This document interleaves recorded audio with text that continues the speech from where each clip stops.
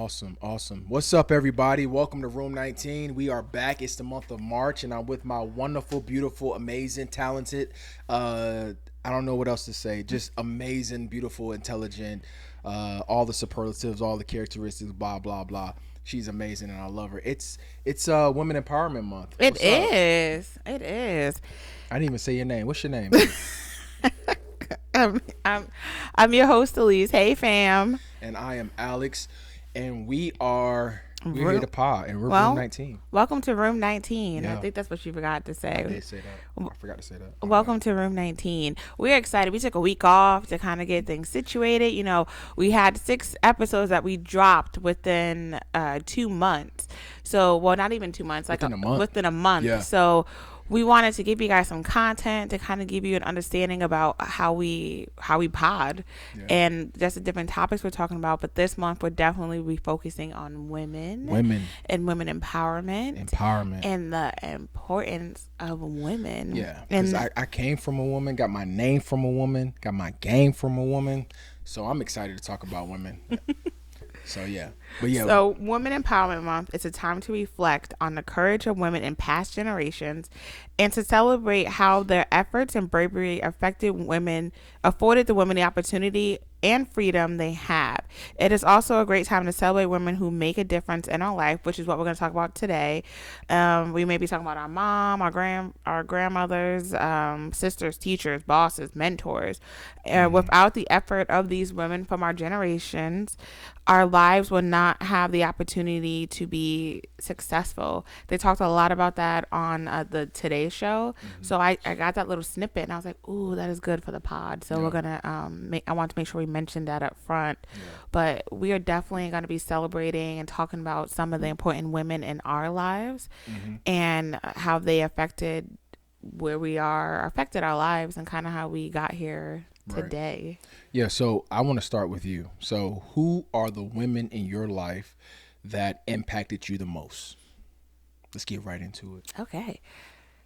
Uh, Obviously it's like my grandparents, not my grandparents, well, my grandmothers, and then my mom, and then definitely my sister. She's older than me, so those four definitely played a part. So my grandmother on my dad's side, Grandma May, she watched us after school. So I learned a lot from her. She was CNN1 and I was CNN2. So whatever she knew, I knew too. And I used to follow her around and she used to hate it. But I know she enjoyed it because I would be underneath her. She did make us sign a contract though that her kitchen was not a short order cook. Like she was not a short order cook. So whatever she cooked was what we were going to eat for that day. But she never stuck to that, but she made us sign it. And now we couldn't ask her a lot of questions, and that we had to stay in the back office, like with the back den, but we never did either. And I thought it was so funny because she was like, oh my gosh, all you do is just talk, talk, talk. But I was like, but so do you. So like I loved hanging out with her. And then my grandma Blue, my mom's mom, we used to go with her on Your mom's mom or your mom's? my mom's mom. Okay, yeah, that makes sense. I'm sorry about that. I had to think Yeah, about it. I used to see her every Sunday after for church, like during church and then after church, and then we would always do something on the weekend. We used to go to the dollar movie, and I thought it was such a treat too. We used to wait in line and everything. And then now I know how expensive movies are. It definitely was because she had a ton of grandkids, so she would take us to the movies. We used to do. She used to work at what's the shaving place? Near? No, the other one. Chic? Yes. Okay. She worked at the warehouse, so she always had razors. So I always thought it was the coolest thing because it had the soap attached to it. So she used to bring that home, but she did work the night shift. So during the day, she wanted everybody to be quiet, and then she would leave at night. But we used to do breakfast with Santa there, Easter there, like all the big holidays. We used to go there, and fun memories of her too as well. She was very lively. And again, she used to fry chicken like nobody business. And I used to love just being around them. The sucky part for me is that they did pass away from 2 different types of cancer, 8 months apart from each other, my junior year in high school. So that the void was very hard to fill for both of them. And Yeah. How about you? I'll go back to my mom, but go ahead. Well, definitely my mom, my grandmothers, a host of aunts, and my cousins. So there was a lot of women that impacted me. And growing up, I was pretty much the only child, and so for the first 8 years, it was just me. But I was always surrounded by my mom, my aunts, and all and whatnot. So it was very, very rare that it was other males around. So I was always surrounded by these women, and I got to see the ability to be able to just do things and move and maneuver without men around, and they were just empowered, and it gave me a sense of understanding a woman's worth, Like understanding, Alicia Keys. yeah, pretty much, and like appreciating women, because you know, like you call yourself CNN, but I was kind of like the nosy person that was just around, but just didn't act like I knew what was going on. But I could hear conversations, I could see things that were going on, and it made me appreciate just women in general, to see their strength. And so, you know, talking about my grandmothers, my grandma Ann on my mother's side, she worked at a factory. I forgot the name of it, but she worked at a factory, and I will always see her like she was like this just strong, like strong woman, and like her hands, like I can't even explain to you, but like we would try to sneak into the refrigerator and get the soda to open it up, but her hands were like, she had just like strong hands, so she would like tighten it so hard. So we trying to sneak the soda, and I can't even open it because she didn't tighten it up. But she was the type of person who just she was just loving. And you know, fortunately she passed away when I want to say I was in the 8th grade, so probably about how old are you in the 8th grade? About 13. 13. So I was 13 years old, and I'll never forget because she was sick, and she had Alzheimer's. And so watching her at her strength, and then seeing her slowly go away, it was tough, because it was one of those things that you knew it was coming, but you didn't, you know, it still wasn't something that you could prepare for. And so, you know, even in the times that, you know, in the moments when she was sick and we would go to the nursing home to see her, it was still light in her, you know. Yeah. And that's the one thing that I remember about her, is she was always, her presence always brought peace. It always brought warmth. No matter how chaotic it was around her, she was able to just, you know, be able to be the peace that people needed. And I appreciated that so much. And so definitely miss her. And I know you miss your grandmothers as well. And so my other grandmother, from my on my dad's side, my grandma Sarah, she's a trip. She's a trip. I appreciate her so much more, because she's around, and I don't take that for granted. You know, Yeah. we don't play around with that. So I don't call as much as I should. I don't check in as much as I should, but I'm always thinking about her. And every time I call her, she always got a word from me. She got something to say, and you know, she got her favorite catchphrases and things like that we joke about. But you know, I'm telling you. yeah, she's Love sharp as it. a whip. I mean, she's Yes. she's up in her 80s right now, but she's sharp, and she's always been sharp, and she's always been, you know, about taking care of business and doing what you're supposed to do. And she always gonna tell you what it is, and you know, whether you want to hear it or not. And I remember when I moved to Connecticut to stay with my dad for a little bit, and stay with my grandparents too. And she was just there, man, and I appreciated her so much. So yeah. Yeah, she's awesome. She has definitely stepped into that grandma role for me too as well. I mean, the first time I met her, was it the fish? Did she fry? She cooked you some fish and grits. Oh my gosh, it Changed changed your my life. She was like, Elysse was like, I was "Hey, go back up there and get some more." I said, "You can get, no, just go get me some more, please. This is so good. I Yes. never had fish and grits before. Oh my gosh. No, not at all. And yeah, no. And she like, but think about my grandma But she was Sarah. so welcoming Yeah, too. yeah. Like she welcomed me with open arms, no questions asked, and she always checks in on the kids. And now she has Facebook. Yeah. Oh yeah. So she does Oh, check they in. hip now. Both of them, they hip. Yes, hip, they're both on. They're both on Facebook. I think we found about your grandfather still off topic because he posted the kid. He posted Zoe. Yes. And it was like, why is my like, baby on a picture? And that's Oh, before that's grandpa. that's before we posted him. Yeah. on There's random Facebook. people like, oh my gosh, you're such a beautiful baby. Yeah. Like, I don't even know you. Yes. Who are you? How did you find our child? Yeah. But yeah, so it's good to see that she slides into my DMs on Facebook to say Oh, she's good for that. proud of you and all that Yeah. good stuff. At first I didn't know.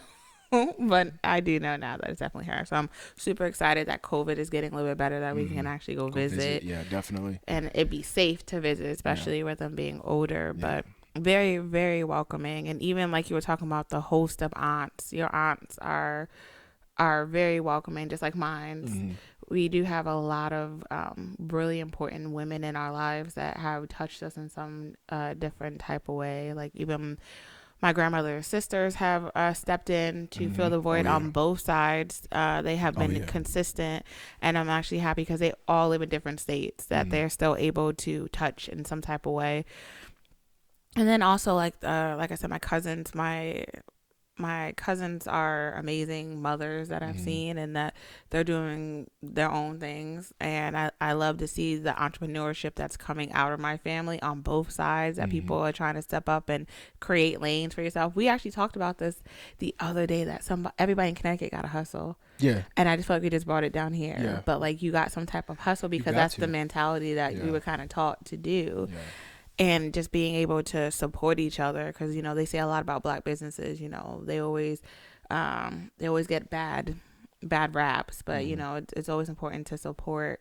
I think that as a culture we expect discounts. I know I'm quick to do that too. Like, let me find out somebody work at Old Navy. Like, oh, what's your employee discount? That's my first question I ask, jokingly, but seriously. But you know we always want that hookup to say that we got that connect or that plug. But like I said, just shout out to my aunts and my cousins that I see them. I make sure that, again, I'm obsessed with Facebook and Instagram because we're so far away and kind of attached, that I have like an instant connection to them, even if I don't see them. Yeah, and I think it goes back to the support too. When you talk about support, you know, our family, you know, definitely supports us in many different ways. And so to see our cousins and aunts, like your aunts, embrace me when I came around, and they still reach out and you know, tap in. And I remember when my aunt, my grandmother's sisters came to visit. I think it was one year at the church.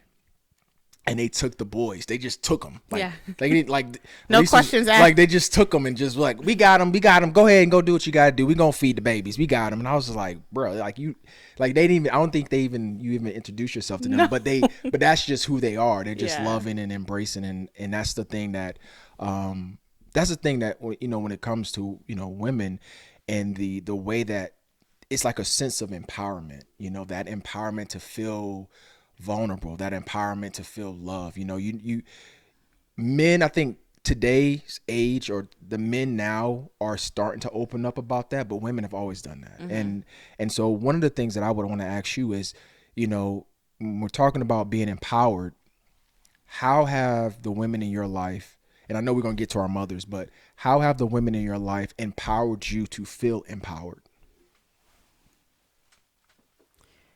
So this will have to be my mom and my sister. So my mom was, you know how they say you were raised by Karen, but I was raised by Yvonne. So she about that life. Like she about her business, and I respect that too, because it makes me about my business. And she is about 4'11", and she is a powerhouse. Yeah. And that makes me a powerhouse too, as well. Respectfully. I've seen her struggle. I've seen her win. I've seen her succeed. I've seen her start her own businesses. I watched my parents do their foundation, which was kind of the same thing that we're doing for BFG, but I watched them network. I watched them basically climb the corporate ladder. I watched them create their own lane for themselves, and she be at the helm of it. So when she did all that, she did it in front of us. And like I said, it's really good to watch your parents kind of fail, because it builds character. And watching her fail and win, because she got, gosh, like 3, 4, 5 degrees, and she is a doctor, so she like everybody, she Yeah. is Dr. Yvonne. Yeah. She earned that. She earned that title, and she has her own ministry. She again has her own foundation that's been running since like 1998, and it's great. So what empowered me is seeing her empowered, and the same thing with my sister. My sister again is also a little powerhouse too. I know everybody says that like the personality is like I'm the tough one in the family. I am, but she also is too. Because if something happened, she'd be quick to be like, "Oh, I got this. Let me send out this email really quick," Yeah. which got me to do the same thing. So Yeah. even at work, when I when I want to progress and I have been climbing up that corporate military DoD ladder, I always get reminded that I am never entitled to anything, but I do deserve what I know my worth is. And that was taught from them. So being empowered to know what I'm worth, what I am not going to do, what I'm willing to do, and my ethics and how I feel basically my morals come from my mom and my sister, to be like, I don't have to do that.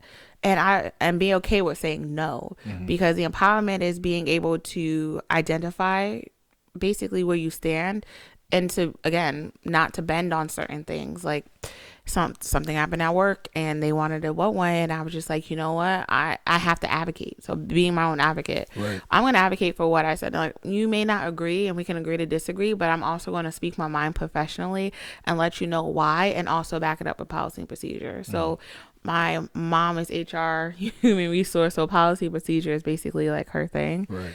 So it's just like, make sure you know your policy and procedure, because you can't say you're going to do something and you don't know what you're supposed to be doing. So that's always been my go-to. So just seeing it, I'm very visual. I'm a visual learner. So watching all that play out in real time has empowered me to know, again, like I said, my worth.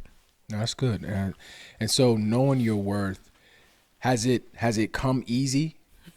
No, you've been there. I know, but they don't know. I just want to. I mean, I've seen it, and just to speak to that. I mean, I've seen you go from one end of the spectrum of people looking at you like, "Why are you here?" to you still in a position where you've earned your credibility and shown that you can do with the job, and people are still looking at you like, "Why are you here?" So, at what point in the process of you getting from one point to the next point are you focused on the goal of showing people, or you focus on the goal of, as a woman, I'm gonna do what I do because that's what I can do? Like, where does that shift happen, where your focus is more so on you knowing that you are knowing your worth and being able to move forward in that, versus worrying about what everybody else think?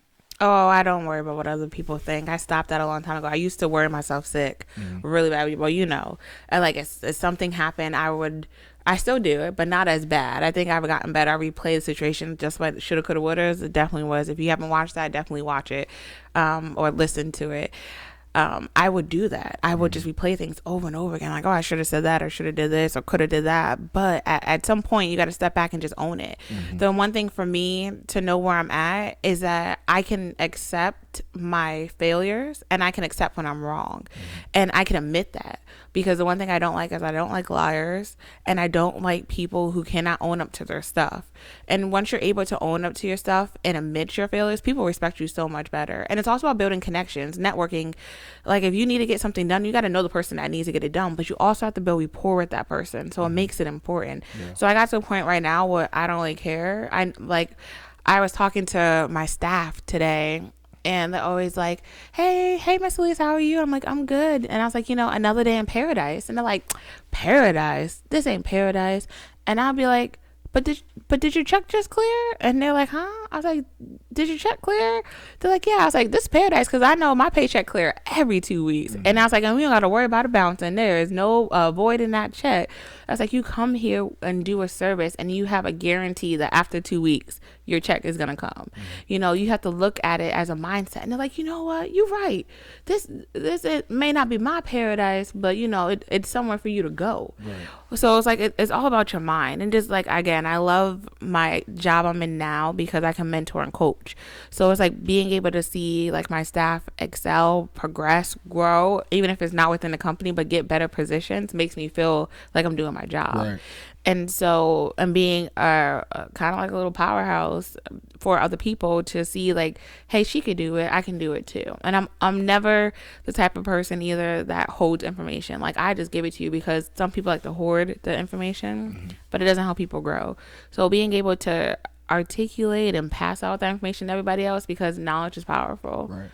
And I did have I've had really good supervisors that have shown me like what type of supervisor I want to be. And then I've had supervisors I did not like. Not so much recently, a lot when I was growing up, but I've had a lot of supervisors who were very candid, transparent, and I appreciate that, because that's how I now supervise too, about being transparent, not unprofessionally, but enough to be like, I'm going to be transparent with you. I'm going to let you know why I'm going to do this and tell you A, B, C, D, instead of just saying you need to do this and that's it. Right. And it's kind of the same thing with like parenting that we're doing. That's good. And I look at it too, like my mom, you know, who she's the reason why I joined the Air Force. So, you know, going from a situation where we were, for a short period of time, we were basically homeless, you know, and I'll never forget that time when my parents separated, and, you know, we're sitting in Golden Corral, and I'm like, you know, thinking I'm living my best life, eating pizza and salad, and just, you know, not realizing that my mom is sitting over here trying to figure out, like, what am I about to do with these two kids, and just how are we about to move, you know? Everything has changed. And, you know, at the time I didn't realize, you know, what she was going through, but, you know, as we, when we got married and had kids, it started to hit me like, oh my gosh, my mom was doing this by herself, you know, having to figure out how to get around. You know, I remember her, you know, sometimes not even eating at night because she was more so concerned about my sister and myself. And then going from that to then, you know, pulling herself up by her bootstraps and going to join the military. And she went into OTS, officer training school. And, you know, 6 months later, we're living in Biloxi, Mississippi. And, you know, she's doing it big, you know. And what was crazy is she came in as a black officer in the medical field, and, you know, as a second lieutenant in the Air Force, especially in that time, it's hard to, like, it's just so much pressure on you, because not only do you got to make sure you're doing what you're supposed to do far as your job, but then everybody's looking at you because you're black. And so you have these two battles that you have to fight. You got to be twice as good in this profession because there's not many of you.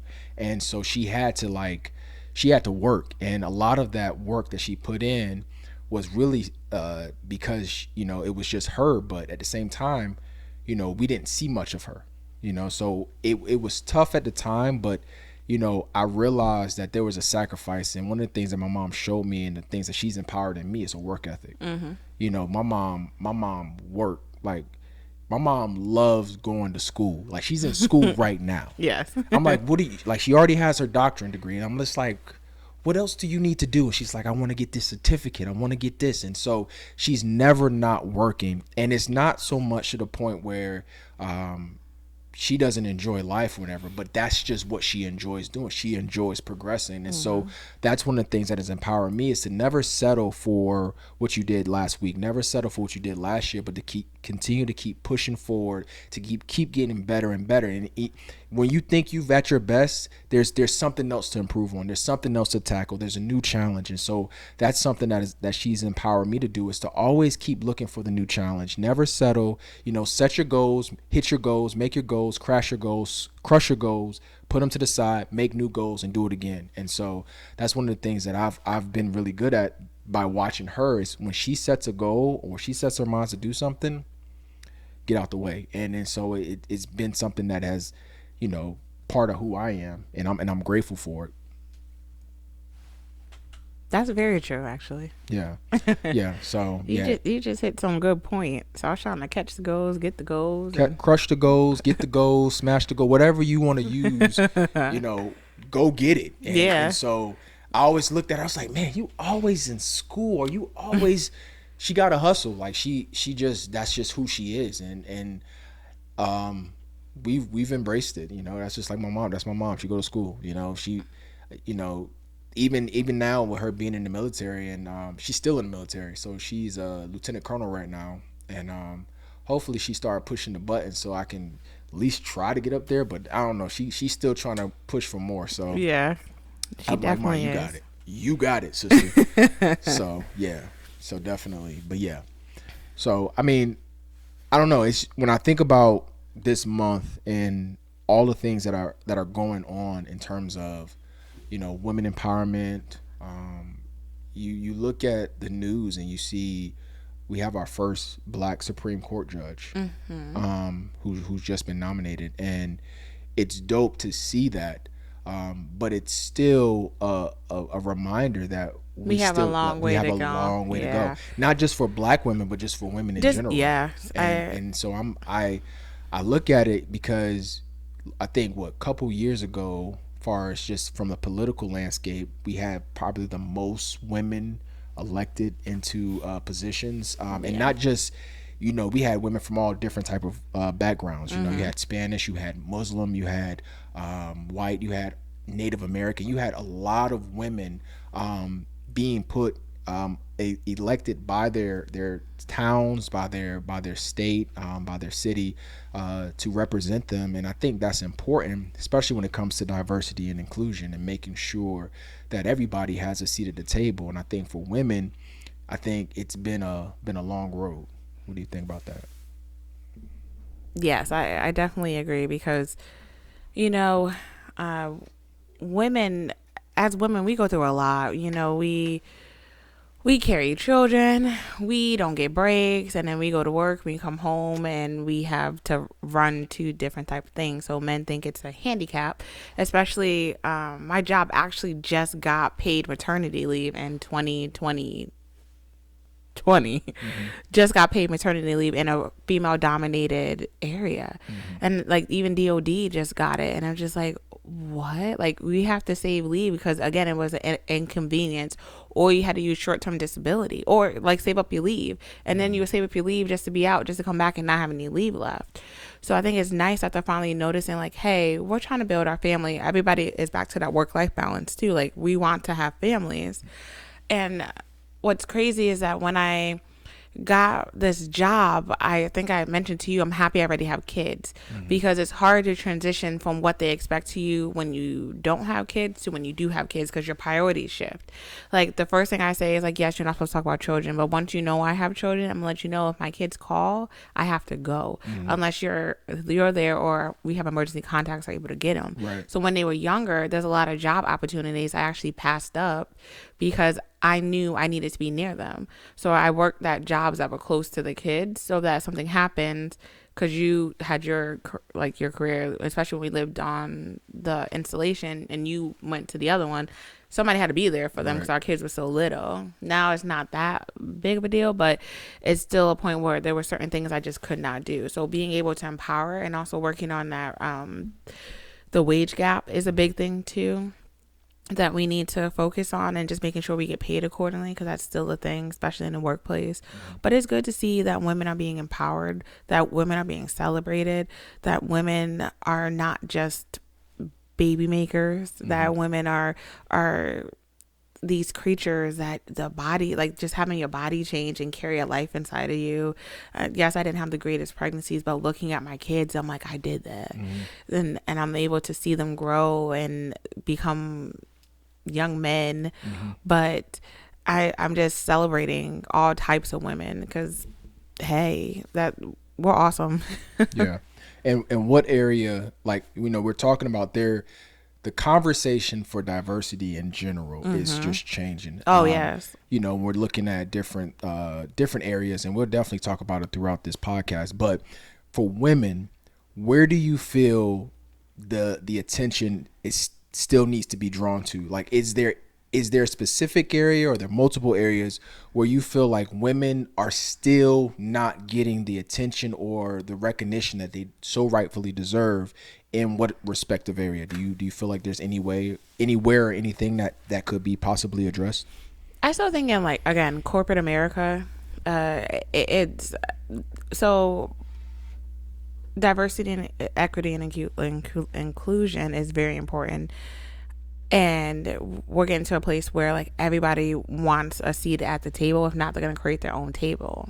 I do think that, again, I'm happy that certain companies are doing paid maternity leave, but I do think other companies need to follow suit as well. Again, with the wage gap, there is definitely a wage gap between men and women doing the same job.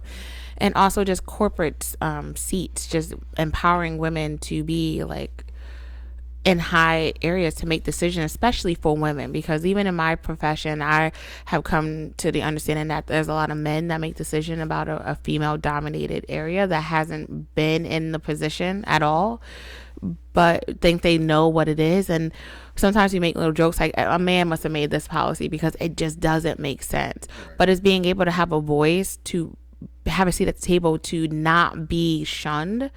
And also dress code, like, at church, women couldn't wear short skirts because your ankles couldn't show, your shoulder couldn't show, and just celebrating body positivity, that your body doesn't have to look a certain type of way, or women don't have to look a certain type of way. I'm kind of happy that, K. Michelle is coming out with that new show that's helping women who went through that whole era that I wanted a bigger butt or bigger boobs, and they got all these botched surgeries.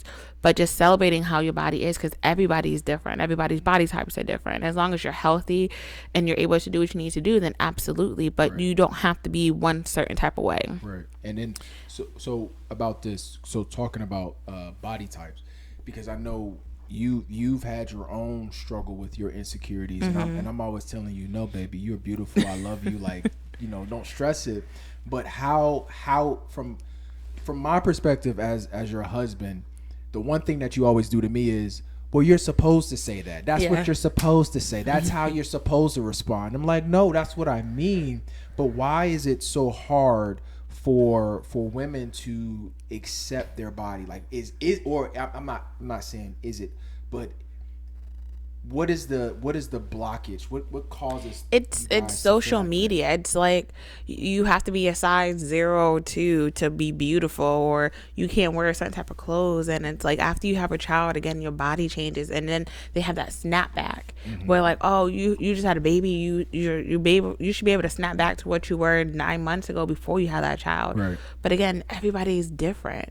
So like I struggle with going up and down with my weight, and still trying to get to where I need to be, but I'm at a place where I'm getting there. Right. And yes, I expect you to say that because you're my husband, but it's social media. It's looking at all of these people, all these artists who have like the little tiny thing, want to wear the waist. I tried the waist trainers and I couldn't breathe. And I'm just like, I'm so uncomfortable. Like I can't be uncomfortable. Like I just can't. Right. So, but it's like snapping up here, zipping up here. You can't have this. Your back should be flat. Like your stomach should be tucked in. And then that's what men want. They want the hourglass shape. So, but I'm at a place where we've had conversations. So where I stand, where you stand. And again, I know what I'm doing and what steps I'm taking, and that's one thing why I just don't get on the scale.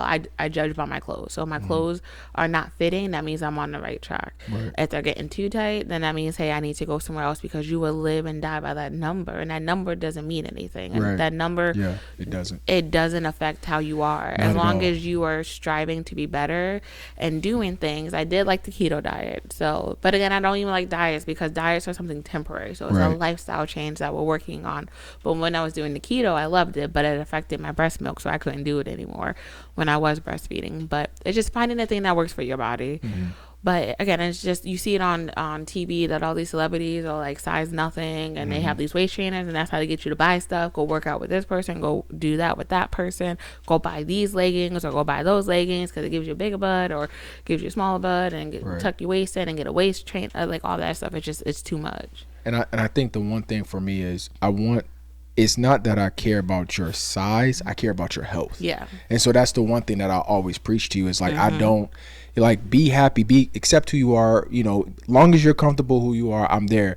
But there's this part where I want you to be around for a while. You know what I mean? Within the lines of what you can control, our health is something that's important. So being able to be healthy, you know what I'm saying? I don't, because I remember there was a time where you would walk up the stairs and you'd be out of breath. Yeah. And I'd be like, bruh, like, come on, like, and then you would be like, I know, don't say it, but those are the things that I was more concerned about. Is health is important.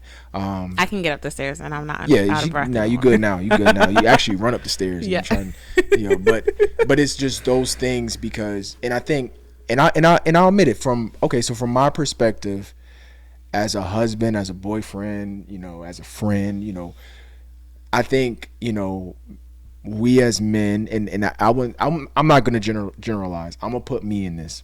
So I know from the beginning how my expectations as a husband and in our relationship was totally different than it is now. Oh yeah. So I was this expectation of, when I come home, I make the decisions, I do all this, you do this, you sit over there, da da da. It was a control issue where I was trying to control the situation, but it was also me not fully understanding and appreciating who you are and your individuality. Oh yeah, because again, like trying for you to be who you are. I was trying to control and make it what I wanted. And that was not gonna work. And I think that's why we butted heads, because I have too much of an opinion when I need. You ain't got no opinion, girl. You better listen to what I say now. But that was hard. It was hard, especially since I'm like, I'm not gonna let no man run my household. I can run my own household. Right. But it's learning how to grow. I mean, we were 20 and 21 when we got married, and we ain't know no better. We didn't know what you were doing.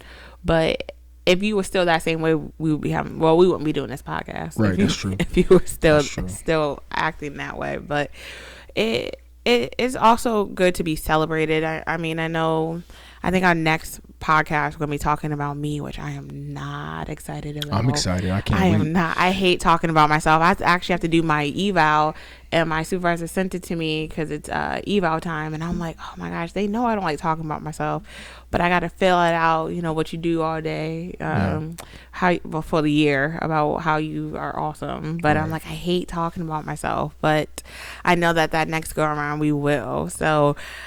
But I think it's important. I think people need to hear, and I've always told you, like, people need to hear your story. Yeah. Because, what you have gone through, it may not be that everybody's going through that, but there's some points and places where you've had to grow and you've had to hit those walls in that growth process, that there may be somebody that's there right now and they need to know what that looks like, and to feel empowered as a woman, to know that, hey, it's okay. You're gonna fall sometimes, but you know what, I can tell you, and it's not just to rah you up, but it's the truth. Like, to watch what you have gone through, and I don't want to give too much away, but to watch what you have gone through, I think, when we're talking about women empowerment and just this month about being about women, regardless of if you're a black sister, white sister, Native American sister, Spanish sister, Arab sister, Muslim sister, European sister, African sister, all sisters. You know what I'm saying? I got to represent, because I'm 47% Nigerian. I just got my thing back, so I gotta represent for that 47%. But anyways, it's important, and I'm excited that we're touching on this topic for this month about women empowerment and how important women are in society in general. You know what I'm saying? And no, you wouldn't be here without one. I wouldn't be here. I was my mama. If it wasn't for my mama and my mama's mama and my mama's mama's mama, I wouldn't be here. And you wouldn't be here either for your mama's mama. No, not mama's mama. What do we say? We are our ancestors' wildest dreams. I know. I know that my grandparents, my grandmothers, if they were here, I know they would be proud. Yeah. They put a lot of work in to be able to be the pioneers in even in their fields, to be able to open doors for other women to proceed. Even like what you were saying about your mom. It was very taboo to have like a black officer back then, but she definitely has paved the way, and she has given back too. Like same with my mom, have done that reach back to kind of bring somebody up with them. And it's always, like I said, it's all about connections. You gotta know who you know and be able to help when you can and assist, because sometimes it just takes, again, that one person to be like, hey, I got you, like, let me help you to get to a place where you need to be. And I definitely have some people like that like, hey, just let me just shoot my shot, and if I fail, then no. But that person got to stick their neck out for you to be able to do certain things. But I think that's where and I see it now, the reach back.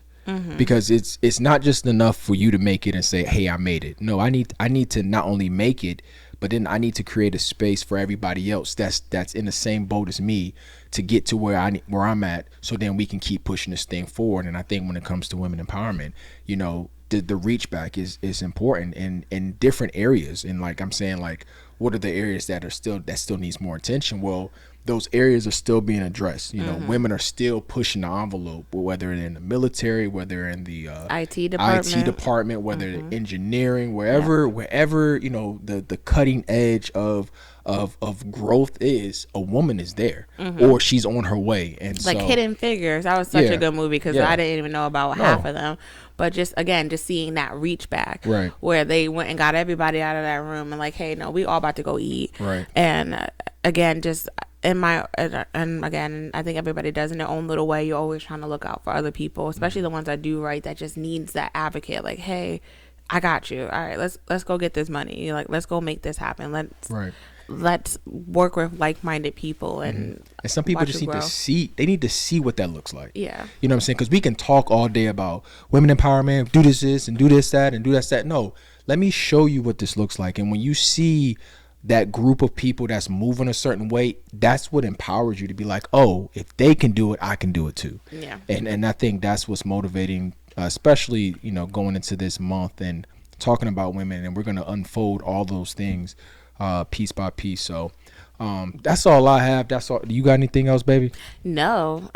This was good. Shout out to all our important influencers in our life. My mamas, our aunties, everybody, because we got some. You got some good aunties, in-laws. You know, definitely the in-laws. Yeah, we appreciate everybody, because again, I just to round it all up, everybody has helped us in some type of way. If it's shout out to your Aunt Melanie for watching our son for us. Shout out again to like my aunt Sidra, my aunt Fran, my grandma's sisters, my aunt Dorothy, my grandma's sister, for basically stepping in, and then my host of aunts that I have done something, and cousins, and on both sides, on my dad's side, my mom's side, all of you guys. I appreciate you, my cousins. I appreciate your strength and everything that you've gone through and everything that you're going to do. The progress and the process and where y'all moving to. I'm excited for you guys, and we're championing every single one of you guys. We love you so much. Yes. Well, fam, that is it for Room 19. Again, we appreciate you guys. Thank you for tuning in. Subscribe. I feel like those people on YouTube, they're like, subscribe to us. Hit the link below. Hit the link. Is it up wherever we put it, right? No, because it's below. Oh, hit the link below. Subscribe to us, please. We are super excited to just invite you in, and until next time, fam. Peace.